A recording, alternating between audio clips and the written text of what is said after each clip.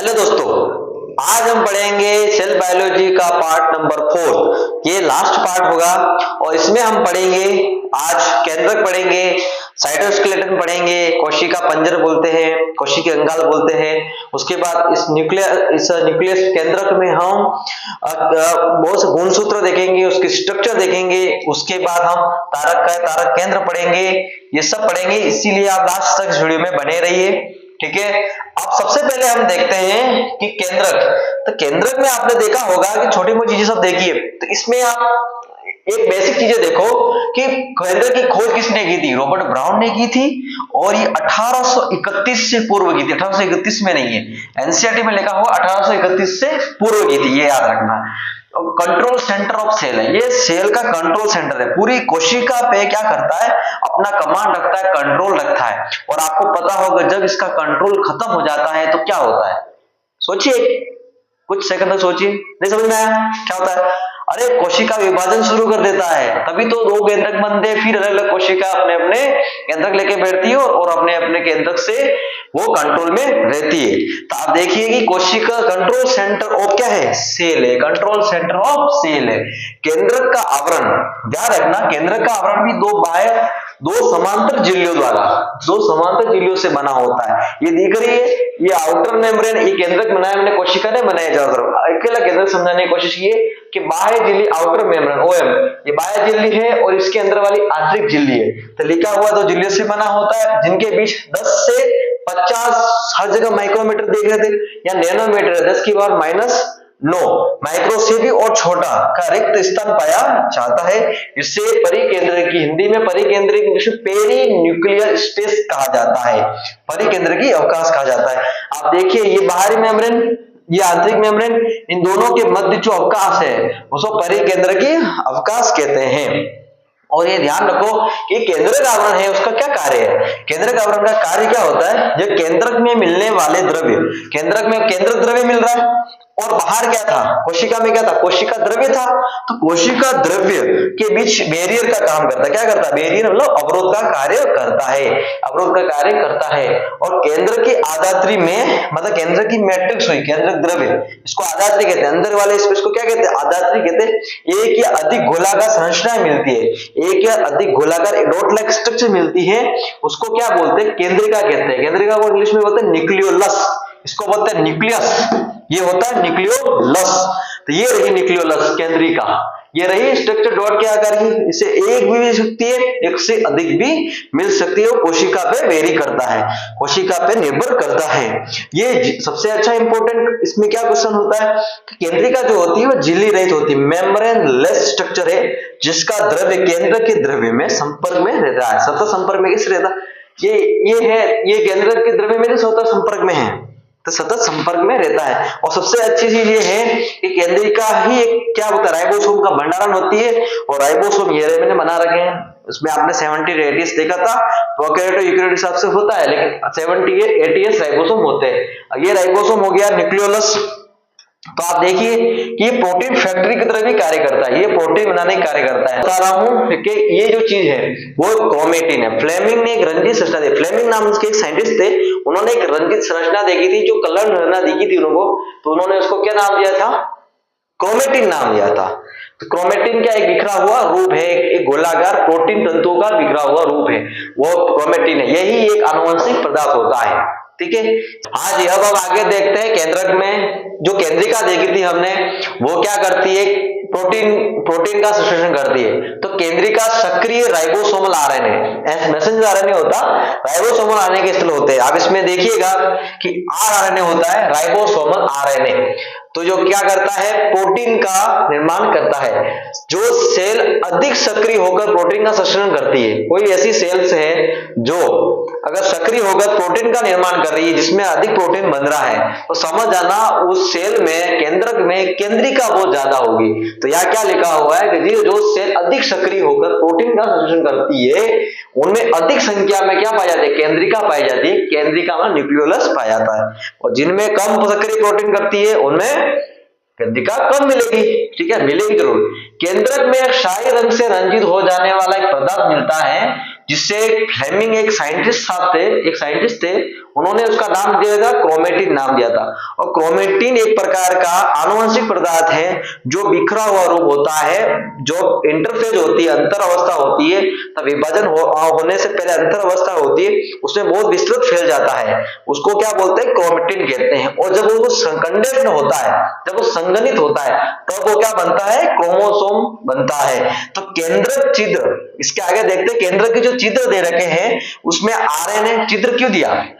अगर बिल्कुल पैक कर देते तो फिर क्या मतलब रहता, कुछ आगे बढ़ता ही नहीं। अगर इन्होंने छिद्र दे रखा है इसका मतलब उसमें आरएनए और प्रोटीन केंद्रक से कोशिका द्रव्य में और कुछ कोशिका द्रव्य से केंद्रक में क्या करते हैं, आते जाते रहते हैं। और आप देखोगे अलग अलग अवस्थाओं में, अलग अलग अवस्था जिसमें आपने विभाजन की अवस्था देखी होगी, प्रोपेज, मेटाफेज, एनाफेज, टेलोफेज, उसमें अलग अलग अवस्थाओं में विभाजन के समय केंद्रक क्या होता है, केंद्रक की झिल्ली डिसअपीयर हो जाती है, उसके स्थान पर क्या बन जाता है, गुणसूत्र बन जाता है, क्रोमोसोम बन जाता है, क्रोमोसोम संरचना दिखाई देती है। जो क्रोमोसोम संरचना किससे बनी है, वो क्रोमेटिन से ही तो बनी होती है, वो दिखाई देती है। और क्रोमेटिन में डीएनए होता है, क्रोमेटिन में क्या होगा, आनुवंशिक पदार्थ है तो क्रोमेटिन में क्या होता है, डीएनए होता है। और क्रोमोसोम में क्या होता है, क्रोमोसोम में सिर्फ क्या होता है, डीएनए होता है। और क्रोमेटिन में डीएनए भी होता है और कुछ सारे प्रोटीन होते हैं, कुछ सारे प्रोटीन होते हैं जिसको क्या बोलते हैं, हिस्टोन प्रोटीन कहते हैं या हिस्टोन कहा जाता है। और इसके अतिरिक्त कुछ ऐसे पदार्थ भी होते हैं जो जिन्हें नॉन हिस्टोन प्रोटीन कहते हैं और उनमें आरएनए भी मिलता है। इस प्रकार से क्रोमेटिन में ये चीज होती है और क्रोमोसोम में क्या होता है, सिर्फ डीएनए होता है। अब आगे हम पढ़ते हैं, इसी के आगे रहते क्रोमोसोम का भी देखते हैं केंद्रक में क्या क्या और होता है। मनुष्य की कोशिका में लगभग 2 मीटर लंबा डीएनए पाया जाता है। आप देखोगे कि मनुष्य की कोशिका में 2 मीटर लंबा डीएनए पाया जाता है और उसमें 46 गुणसूत्रों में बिखरा होता है, मतलब 23 जोड़े होते हैं, 23 जोड़ी होते हैं, ठीक है, बिखरा होता है। आप सोचोगे इतना बड़ा डीएनए है और उसमें केंद्रक में बड़ा, केंद्रक का आकार छोटा है, तो एक डीएनए पैकेजिंग की जो सुविधा होती है, एक प्रोसेस होता है, उससे डीएनए पूरा पैक हो जाता है और केंद्रक में पड़ा रहता है। गुणसूत्र विभाजक अवस्था में दिखाई देते हैं। गुणसूत्र कब दिखाई देते हैं, आपको मैंने बताया था कि प्रोफेज, मेटाफेज, एनाफेज, टेलोफेज, जब विभाजक अवस्था होती है तो गुणसूत्र दिखाई देते हैं। और अच्छे से अच्छे गुणसूत्र देखने हो तो अपन मेटाफेज और एनाफेज में देख सकते हैं। गुणसूत्र में क्यों देख सकते हैं, क्योंकि संघनित हो जाता है क्रोमेटिन। गुणसूत्र में प्राथमिक संकीर्णन, गुणसूत्र है, मान लो ये गुणसूत्र है, एक छोटा सा गुणसूत्र बना रहा हूं मैं, ये गुणसूत्र है, ये गुणसूत्र है, ये गुणसूत्र है, इसमें प्राथमिक संकीर्णन होता है, ये प्राथमिक संकीर्णन है। तो गुणसूत्र की 2 भुजा बनाता है, ये P है, ये Q है, ठीक है। प्राथमिक संकीर्णन है, उसको क्या बोलते हैं, ये रहा बीच में सेंटर में है तो उसको सेंट्रोमियर कहा जाता है। क्या कहते हैं, गुणसूत्र बिंदु कहते हैं। और इस पर ये गुणसूत्र बिंदु, इसके ऊपर बिंब के आकार की, बिंब जैसा एक स्ट्रक्चर दिखाई देती है, इस रचना को क्या बोलते हैं, काइनेटोकोर कहते हैं। और आपको बोला जाएगा कि तारक का सेंट्रोसोम जो होता है, सेंट्रोमियर होता है, उससे निकलने वाले स्पिंडल फाइबर जो होते हैं, तंतु जो होते हैं, जो कोशिका विभाजन के समय निकलते हैं, वो काइनेटोकोर से जुड़ते हैं, न कि सेंट्रोमियर से जुड़ते हैं। तो ये ध्यान रखना, काइनेटोकोर से जुड़ते हैं, ये रहा काइनेटोकोर, इससे जुड़ते हैं, इससे जुड़ते हैं। तो ये बिंब जैसी स्ट्रक्चर होती है। इसके आगे हम पढ़ते हैं कि बिंब जो अपना सेंट्रोमियर है, उसकी स्थिति के आधार पर गुणसूत्र में अलग अलग प्रकार होते हैं, वो प्रकार आगे देखते हैं। हमने देखा था गुणसूत्र बिंदु, उस गुणसूत्र बिंदु के आधार पर हम गुणसूत्रों को क्या करते हैं, 4 भागों में विभाजित करते हैं। कितने, 4 भागों में बांटा गया है। तो 4 भाग कौन कौन से, एक जनरल भाग होता है जो हम सब देखते हैं, गुणसूत्र आपने हमेशा देखा होगा, इस टाइप का ही देखा होगा, उसको बोलते हैं मेटासेंट्रिक। मेटासेंट्रिक क्यों बोला, क्योंकि जो गुणसूत्र बिंदु है, जो सेंट्रोमियर है, वो बीचों बीच है, बिल्कुल सेंटर में, मतलब P और Q जो भुजा बता रखी है, P भुजा है, दोनों भुजा P है, ये Q भुजा है, दोनों क्या होती है, एक समान होती है, कोई डिफरेंस नहीं होता, ये मध्य केंद्र की बोलते हैं हिंदी में, मेटासेंट्रिक है। अगर ये थोड़ा सा जो सेंट्रोमियर है वो थोड़ा सा ऊपर की ओर खिसक जाए, मतलब ये नीचे था थोड़ा ऊपर की ओर खिसक जाए, मतलब P की भुजा क्या हो जाए, छोटी हो जाए, और Q भुजा क्या हो जाए, बड़ी हो जाए, तो मेटा से थोड़ा सा ऊपर गया, इसको क्या बोलते हैं, सब मेटासेंट्रिक, हिंदी में क्या बोलते हैं, उप मध्य केंद्र की, ठीक है, इस प्रकार से होगा। अब आप देखते हो यहाँ ये 2 चीजें हो गई। अब देखते हो कि अगर थोड़ा सा और खिसक गया और वो थोड़ा और सेंटर में और अपन एक सिरे पे जाने लगा, सेंट्रोमियर सिरे पे जाने लगा, सिरे पे इतना चला गया कि पी जो भुजा है वो अत्यंत छोटी रह गई और क्यू भुजा क्या हो गई, अत्यंत बड़ी हो गई। तो ये किस प्रकार से बोलेगा, अग्र केंद्र पे पहुंच गया, मतलब केंद्र मतलब उससे पहुंच गया, कहां पहुंच गया, सिरे पे पहुंच गया। इसको बोलते हैं एक्रोसेंट्रिक। साइंस में अगर शिखर पे बोलते हैं उसको क्या बोलते हैं, एक्रो। तो एक्रोसेंट्रिक, ये एक्रोसेंट्रिक में पी क्या अत्यंत छोटी भुजा हो जाएगी और की क्यू क्या हो जाएगी, अत्यंत बड़ी भुजा हो जाएगी। इसमें ध्यान रखना है, छोटी बड़ी और अत्यंत छोटी अत्यंत बड़ी। तो आप देखते हो, अब देखते हो क्यू भुजा ही खत्म हो गई, क्यू भुजा है ही नहीं, ना के बराबर है, बिल्कुल दिखेगी नहीं। और वो सेंट्रोमेर कहां चला गया, बिल्कुल किनारे पे चला गया, सेंट्रोमेर यहां चला गया। इसमें गुणसूत्र बिंदु एक सिरे पर होता है, कितने पे चला गया, और क्यू भुजा ही बच जाती है। उसको टीलो, टीलो का मतलब अंत केंद्र की, टीलो मतलब बिल्कुल सिरे पे चला गया, उसको क्या बोलते हैं, टीलो सेंट्रिक। इस प्रकार से चार भागों में बांटा गया है, बिल्कुल इजी है, मेटासेंट्रिक, सब मेटासेंट्रिक, एक्रोसेंट्रिक और टीलोसेंट्रिक, ये चारों याद रखना। अब हम इसके बारे में अब आगे पढ़ते हैं, तारक काय और तारक केंद्र, उसके बाद पढ़ेंगे हम सिलिया और फ्लैजिला, फिर पढ़ेंगे साइटोस्केलेटन। हाँ दोस्तों, हम आगे देखते हैं सेंट्रोसोम और सेंट्रियोल। आप हमेशा इसमें कंफ्यूज होते हैं, सेंट्रोसोम कौन सा होता है, सेंट्रियोल कौन सा होता है। आप देखिए काय, काय का मतलब क्या था, बॉडी, बॉडी को बोलते हैं सेंट्रोसोम, सोम बोलते हैं। तो सेंटर दोनों हो गया, लेकिन उसमें सोम क्या है और ओल क्या है। तो काय है, काय का मतलब होता है बॉडी, बॉडी को क्या बोलते हैं, सोम। तो सोम से याद रखना सेंट्रोसोम, तारक काय हो जाएगा। बाकी क्या होगा, सेंट्रियोल, ओल का मतलब क्या, सेंटर में है, सेंट्रियोल केंद्र हो गया। ये देखना है कि दो बेलनाकार संरचना से बना होता है उसे तारक केंद्र कहते हैं, ना कि तारक काय। किससे बना होता है, दो बेलनाकार संरचना बना होता है उसे तारक केंद्र कहते हैं, क्या, सेंट्रियोल, सेंट्रियोल कहते हैं, ना कि सेंट्रोसोम। यह अक्रिस्टलीय परिकेंद्र की द्रव्य से घिरा रहता है। तो आपको पता कहां पर पाया जाएगा, ये कहां पर पाया जाएगा, ये केंद्रक में पाया जाएगा। तो परिकेंद्र की द्रव्य केंद्रक में ना परिकेंद्र से घिरा रहता है। और तारक काय में अब देखो, तारक केंद्र जो होता है ना, तारक केंद्र ये होता है, देखो यहाँ पर बेल ये ऐसे होते हैं 90 डिग्री पे, इस टाइप से होते हैं। और ये हो गया हैंड, और बीच हल्का ऐसे डॉट डॉट से दर्शा है, तो ये हो जाएगा तारक काय। तो तारक काय ये रहा बाहर वाला, उसमें दो तारक केंद्र एक दूसरे के लंबवत 90 डिग्री पे है, ये लंबवत है, लंबवत घिरे रहते हैं, जिसमें प्रत्येक की संरचना बैलगाड़ी के पहिए जैसी होती है। अगर इसको यूं करके यूं देखे तो ये बैलगाड़ी का पहिया आपको दिख रहा है, उस टाइप से दिखाई देते हैं। एक बैलगाड़ी का पहिया होता है ना, उस टाइप से दिखाई देगा। तारक केंद्र में संख्या में 9 समान दूरी पर स्थित परिधि ट्यूबुलिन सूत्रों से बंधे होते हैं। देखो 9 समान दूरी पर स्थित, 9 जने समान दूरी पर स्थित है। देखो 9, 1 2 3 4 5 6 7 8 9 है, और सभी समान दूरी पर स्थित ट्यूबुलिन सूत्रों, जो ट्यूबुलिन प्रोटीन होती है उससे बंधे होते हैं, एक दूसरे से क्या होते हैं, बंधे होते हैं। और प्रत्येक परिधिक सूत्र एक त्रिक होते हैं। ये प्रत्येक परिधिक सूत्र का त्रिक है, 3 में देखो ट्रिपलेट है, यहाँ लिखा हुआ है। ट्रिपलेट कितने हैं, 9 ट्रिपलेट है। तो त्रिक होते हैं और पास के त्रिक आपस में जुड़े होते हैं। ट्रिपलेट हो गए और आपस में एक दूसरे से जुड़े होते हैं, और ये ऐसी लिंकर से द्वारा एक दूसरे से भी पड़ोसी के पास में भी जुड़े होते हैं। तारक केंद्र का अग्र भीतरी भाग प्रोटीन का बना होता है, इसे धुरी कहते हैं। धुरी का मतलब हब, प्रोटीन का बना होता है, ये रहा डॉट पार्ट, इसको बोलते हैं हब, इसको बोलते हैं हब, यानी कि दूरी, हिंदी में दूरी, इसमें हब। परिधि त्रिक के नलिका से प्रोटीन से बने अरिदंड जुड़े। अरिदंड कौन से हो गए, रेडियल जो दंड होते हैं, रेडियल जो फिलामेंट होते हैं, ये रेडियल है।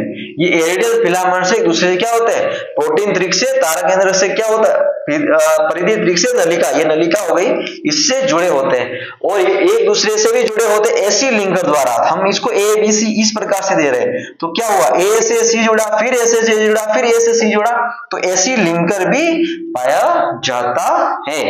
और आप देखिए इसमें 9+0 की व्यवस्था होती है, 9+0 की व्यवस्था होती है, जिसमें 9+0 मतलब 9 तो है ही है और बीच में कुछ भी नहीं है, तो 9+0 की व्यवस्था होती है। और इसमें 9 ट्रिपलेट और माइक्रोट्यूब्यूल्स, तो ये 9 ट्रिपलेट क्या होती है, माइक्रोट्यूब्यूल्स होती है, माइक्रोट्यूब्यूल्स होती है।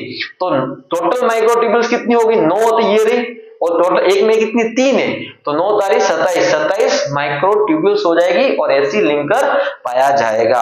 और आप आगे देखेंगे हम सिलिया फ्लैजिला बनाएंगे, सिलिया फ्लैजिला पढ़ेंगे, तो ये लिखना जाएगा कि सिलिया एंड फ्लैजिला मतलब कशाभिका, और जो कशाभिका और पक्षमाभिका की आधारिकाएं बनाने में भी कार्य करते हैं। आधारिकाएं आधारिकाएं बनाते हैं। आधारिकाएं का मतलब बोलते हैं बेसल बॉडी, बेसल बॉडी बनाने के भी बेसल बॉडी बनाते हैं, ठीक है, बेसल बॉडी बनाते हैं। हाँ, अब हम देखते हैं कि ये कहां पर मिलते हैं। देखना आप, ये आप देखना एक नर्व सेल होती है ना, नर्व सेल जो तंत्रिका कोशिका होती है, इसमें ये नहीं पाए जाते। तो सब जो देखो जहां पर भी कोशिका विभाजन होगा वह तारक काय और तारक केंद्र पाए जाएंगे, और पादप की कोशिकाओं में भी तारक केंद्र नहीं पाया जाता है।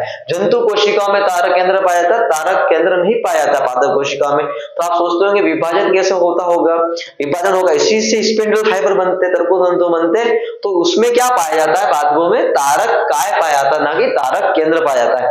और जो भी विभाजनशील कोशिका होती है उसमें तो मिलते ही है, और नर्व सेल होती है उसमें नहीं मिलते, इसलिए उसमें विभाजन नहीं होता है, ठीक है। इसलिए नर्व सेल जब तक भ्रूणी अवस्था में है तब तक ही विभाजन होता है, उसके बाद विभाजन नहीं होता है। जो बन गई भ्रूण अवस्था में, अब यंग स्टेज में कभी भी नहीं बनेगी। तो ध्यान रखना, जहां पर विभाजनशील कोशिका होती है उसमें तारक केंद्र पाया जाता है। बस ये मोटी मोटी बात याद रखो, फिर ठीक है आगे देखते हैं। हाँ जी, अब हम पढ़ते हैं सीलिया और फ्लैजिला के बारे में, ठीक है। सीलिया और फ्लैजिला के बारे में पक्षिमाम कशापिका। आप थोड़ा देखते हो कि हेयर लाइक कोशिका झिल्ली पर मिलने वाली अपवृद्धि है, एक्स्ट्रा ग्रोथ बोलते हैं। क्या बोलते हैं? अपवृद्धि का मतलब क्या है? एक एक्स्ट्रा ग्रोथ है। किसकी ग्रोथ है? कोशिका झिल्ली पर मिलने वाले सेल मेम्ब्रेन। हम इसमें कुछ डिफरेंस और समानता भी देख लेते हैं। सीलिया और डिफरेंस क्या होता है? सीलिया छोटी संरचना है, एक छोटी सी स्ट्रक्चर है और चप्पू की तरह होती है और कार्य करती है। ये लंबी है और चाबुक नुमा ये कार्य करती है, संरचना होती है और लंबी संरचना है, ठीक है। ये एक दिशा में गति करती है और ये क्या किसी दिशा में गति कर सकती है। एक दिशा में समझो आप सीलिया है, सीलिया हमेशा यूं गति करते हैं, बस एक दिशा में गति। फ्लैजिला यूं गति करती है चाबुक की तरह, और सीलिया चप्पू की तरह ऐसे गति करती है, एक एरिया में एक डायरेक्शन में गति करते हैं। तो ध्यान रखना, एक ही दिशा में गति, किसी भी दिशा में गति कर सकते हैं। ये गमन में कोई सहायता नहीं करते, सीलिया गमन में सहायता नहीं करते, और फ्लैजिला क्या होता है? गमन में सहायता करते हैं। और आप ध्यान रखना, सीलिया कहां मिलते हैं? सीलिया में आपको समझा देता हूं कि जो फेलोपियन ट्यूब है, फेलोपियन ट्यूब में जो सेलोपियन ट्यूब में मिलते हैं, जहां पर सीलिया क्या करते हैं, जो ओवम आता है, जो अंडाणु आता है, उसको एक दिशा में गमन करने के लिए कार्य करते हैं। या आप देख लो अपने ट्रेकिया में देख लो, ट्रेकिया में होते हैं, ब्रोंकियल्स में होते हैं, इसमें एक दिशा में क्या होता है, जो अपने बलगम होता है उसको बाहर निकालने के लिए एक दिशा में उसको डायरेक्शन में उसको धकेलते हैं। तो एक दिशा में क्या करते हैं? धकेलते हैं। फ्लैजिला बैक्टीरिया में मिलते हैं, और फ्लैजिला और फ्लैजिला बैक्टीरिया मिलते हैं, ये यूकेरियोट में मिलते हैं। और दोनों में जो फ्लैजिला होता है वो अलग अलग प्रोटीन से बना होता है। और आप देखोगे कि फ्लैजिला प्रोकैरियोट में तो किससे बना होता है? ये प्रोकैरियोट में तो बना होता है फ्लैजिलिन प्रोटीन से, फ्लैजिलिन प्रोटीन, फ्लैजिला याद रखो, फ्लैजिलिन प्रोटीन। और अपन देखते हैं यूकेरियोट में इसकी जो स्ट्रक्चर बनी होती है वो ट्यूबुलिन प्रोटीन से बनी होती है, ट्यूबुलिन प्रोटीन से बनी होती है। ये दो चीजें आपको याद रखनी है। और इसमें कॉमन क्या होता है? 9+2 की व्यवस्था है, इस पे भी 9+2 की व्यवस्था है। तो इसकी बेसल बॉडी कौन बनाता है? सेंट्रियोल, अभी बताया सेंट्रियोल बनाता है। तो आप देखोगे 9+2 व्यवस्था, उसमें 9+ उसमें क्या थी? 9+0 व्यवस्था थी, इसमें 2 एक्स्ट्रा आ गए। और यह ध्यान रखना, वहां पर 9 ट्रिपलेट था या 9 डुप्लेट है, मतलब जो परिधीय त्रिक हो, परिधीय त्रिक नहीं है, परिधीय द्विक है। तो ये 9 डुप्लेट है। तो कितने? 1 2 3 4 5 6 7 8 9, तो 9 डुप्लेट है। और बीच में क्या होता है? एक 2 और होते हैं जो एक दूसरे को अंतराद्वितीय सेंटर होता है उस दंडी से जुड़े होते हैं, इसको बोलते हैं बीच में जुड़े होते हैं। और टोटल जो माइक्रोट्यूब्यूल्स है, सारी माइक्रोट्यूब्यूल्स ही है, और बाहर की परिधि डंडे से, अरी डंडे से भी जुड़े होते हैं, जैसे उसमें जुड़े होते हैं। और केंद्रीय सूक्ष्म नलिका होती है, इनसे ये 2 जुड़े होते हैं। और केंद्रीय सूक्ष्म नलिका होती है, वो दोनों एक अंतराद्विक केंद्र होता है उससे जुड़े होते हैं। और आप देखोगे टोटल नंबर ऑफ माइक्रोट्यूब, एमटीएस में माइक्रोट्यूब्यूल्स 20 होती है। किस प्रकार से होती है? 9x2, ये 9 और 2 है, 9x2 और प्लस सेंटर में कितनी? 2, 9+2 कितने हो गए? 9+2 व्यवस्था हो गई और 9 2 18 और 2 ये रही बीच वाली, कितनी हो गई टोटल 20 माइक्रोट्यूब्यूल्स हो गई। ये कोशिका आश्रित से जुड़ी होती है अंदर और जीवद्रव्य झिल्ली होती है इसके चारों ओर, और ये क्या होती है परिधि सूक्ष्म नलिका होती है और द्विक कहलाती है। ठीक है, इस प्रकार से चीजें होती है। अब आगे हम देखते हैं इसमें, हाँ हम इसके आगे पढ़ रहे थे कि पक्षमा व कशापिका जीवद्रव्य झिल्ली से घिरे होते हैं। आप इसके बारे में भी मैंने बताया, वो का वो इसमें लिखा हुआ है, वो का वही मैं इसमें समझा रहा हूँ डायग्राम। पक्षमा व कशापिका जो सीलिया फ्लैजिला और जीवद्रव्य झिल्ली द्वारा घिरे थे, जीवद्रव्य झिल्ली ये रही इससे घिरे हुए, और इनके कोर को एक्सोनिमा सूत्र कहते हैं। जो कोर है उसको क्या बोलते हैं, एक्सोनिमा या अक्षसूत्र सूत्र कहते हैं। एक्सोनिमा के केंद्र में एक जोड़ी सूक्ष्म नलिका मिलती है। जो अक्षसूत्र सूत्र है ना, इसके सेंटर में क्या बोलती है, एक जोड़ी सूक्ष्म नलिका मिलती है। और 9+9 जो द्विक डुप्लेट होते हैं वो परिधि की ओर व्यवस्थित होकर सूक्ष्म नलिकाएं होती है। ये 9 द्विक होते हैं, मैंने बताया ना 9 डुप्लेट वो होते हैं। और केंद्रीय और अक्षसूत्र की सूक्ष्म नलिकाओं की इस व्यवस्था को 9+2 प्रणाली कहते हैं। क्या बोलते हैं, 9+2 प्रणाली। अभी बताया 9+2। केंद्रीय नलिका सेतु द्वारा जुड़े होते हैं, केंद्रीय नलिका सेतु द्वारा जुड़ी हुई है, ये एक सेतु है और ये केंद्रीय आवरण द्वारा ढके होते हैं। केंद्रीय आवरण ये रहा, ये केंद्रीय आवरण ये रहा, लिखा हुआ केंद्रीय आच्छादित केंद्रीय आवरण द्वारा ढके रहते हैं। जो परिधि के ढके रहते हैं, जो परिधि द्विक के प्रत्येक नलिका की अरिदंड द्वारा जोड़ते हैं, और जो परिधि द्विक के अरिदंड द्वारा ये जुड़ रहे हैं, परिधि नलिका से अरिदंड द्वारा जुड़ते हैं। और आपस में भी जो द्विक होते हैं वो भी एक दंड द्वारा, एक फिलामेंट द्वारा जुड़े होते हैं। दोनों सीलिया फ्लैजिया तारक केंद्र सदृश संरचना से बाहर निकलते हैं। उसकी जो संरचना होती है उसको क्या बोलते हैं, बेसल बॉडी बोलते हैं। तो बेसल बॉडी बनाने का कार्य क्या कौन करता है, वो तारक केंद्र करता है, सेंट्रियोल करता है, जो भी आपको मैंने पढ़ाया है।